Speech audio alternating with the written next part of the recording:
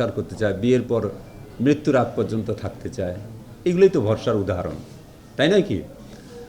তো সমাজেও যে পুলিশ থাকবে, নিরাপদে আমাদের সম্পত্তিটা থাকবে, ধানটা থাকবে, ফসলি জমিটা থাকবে, গলাঘরের ধানটা থাকবে, গরুটা থাকবে, হ্যাঁ, আমার ছেলেটা নিরাপদে আসা যাওয়া করবে, অপহৃত হবে না, সন্ত্রাসীরা ধরে নিয়ে যাবেন, এই যে ভরসা, এই আস্থাটা কিন্তু একটা দুইটা বিষয়ের উপর নির্ভর করে না, অনেকগুলো ফ্যাক্টরের উপর ডিপেন্ড করে। পলিটিক্যাল ফ্যাক্টর, তারপরে পুলিশি নিরাপত্তা, রাজনৈতিক স্থিতিশীলতা, অনেকগুলো ফ্যাক্টরের উপর ডিপেন্ড করে। তো এই ফ্যাক্টরগুলো একটা গুড গভর্নেন্সের উপর ডিপেন্ড করে। গুড গভর্নেন্স যখন আসে তখন কিন্তু এগুলো কাজ করে। দেখছেন একটা দিনের মাধ্যমে আবু সাইদ, আবারও আবু সাইদ চলে আসে, বারবার কেন যেন আসবেই। 5 তারিখে বুলেটের আঘাতে পড়ে গেল, 16 তারিখে পড়ে গেল, আর ইন বিটুইন 5 তারিখ কাউন্টডাউন শুরু হলো।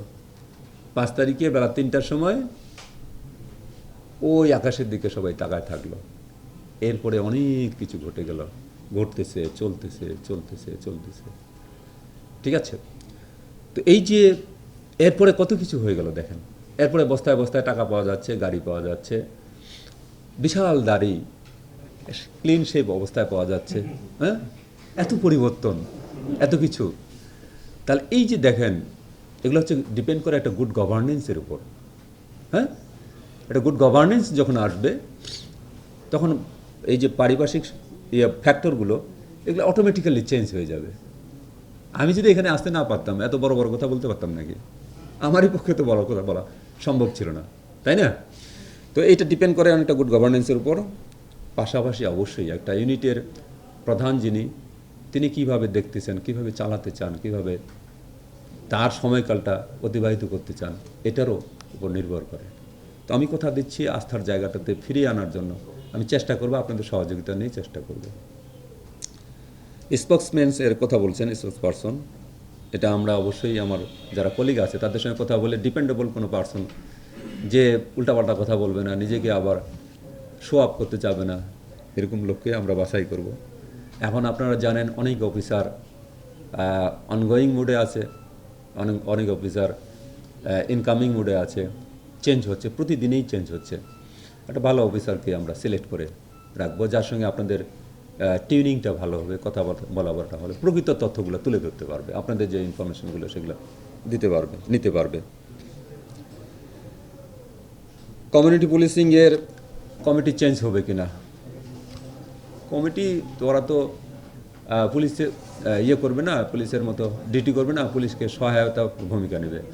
কমিউনিটি ওরিয়েন্টেড পুলিশিং, সমাজের বিভিন্ন সেক্টরে মানুষকে সহযোগিতা করার জন্য, মানুষের কাজে লাগার জন্য যদি হয় তাহলে সেটা থাকবে। আর যদি কাজে লাগানোর প্রয়োজন না হয়, তাদের উপর অত্যাচার করার জন্য হয়, আমার এগুলো প্রয়োজন নাই, আমার পুলিশে যথেষ্ট, আমি সেভাবেই চালাব। তো সেটা আমি দেখব। মাদকের কথা বলছেন, পুলিশ তো আসলে এতদিন সে কী অবস্থায় ছিল, ডিউটিতেই বাইর হতে পারছে না। তো আস্তে আস্তে যখন অ্যাক্টিভ হবে, পুলিশিং শুরু করবে, পেট্রোলিং শুরু করবে, তখন দেখবেন যে এগুলো ধরা পড়তেছে, ওরা তখন ঘরে চলে যাবে, মাদক ব্যবসায়ী যারা পালায় যাবেন, হয় ধরা পড়বে, তাই না? ওরা তো অনির্দিষ্টকালের জন্য থাকতে পারে না। মিডিয়া সেল, তুমি দেখো এটা, মিডিয়া সেলে অ্যাডমিন কে ছিল বা ছিল, চেঞ্জ করো। আচ্ছা, আমরা এটা করে ফেলবো। হ্যাঁ, যে আপনাদের ঘরের ভিতরে বিপদ শুরু করতেছেন। আচ্ছা, এনিওয়ে, ঠিক আছে, এটা সঠিকভাবে হ্যান্ডেলিং করা হবে। আচ্ছা আচ্ছা, ঠিক আছে ভাই, ভালো কথা বলছি। আবু সাইদের হত্যা মামলায় অন্যান্য আসামি থাকবে। হত্যার সঙ্গে যেই জড়িত হোক, যত বড় ব্যক্তিই থাকুক না কেন, তাকে আইনের আওতায় আনা হবে। সে নিষ্কৃতি পাবে না, সে তার কর্মকাণ্ড থেকে কখনোই নিষ্কৃতি পাবে না, অন্তত আমি যে কয়দিন আছি। তো মামলা তো একটা না, অনেকগুলোই হয়েছে, এগুলোর জন্য তদন্তের সময় লাগবে, এভিডেন্স কালেকশনের সময় লাগবে। আমি যোগদানের পরে যখন আমি নিশ্চিত হয়েছি আমার 2জন সদস্য এই অন্যায়ের সাথে জড়িত এবং এটা প্রত্যক্ষভাবে সম্পৃক্ত, তখন আমি ক্ষমা করিনি।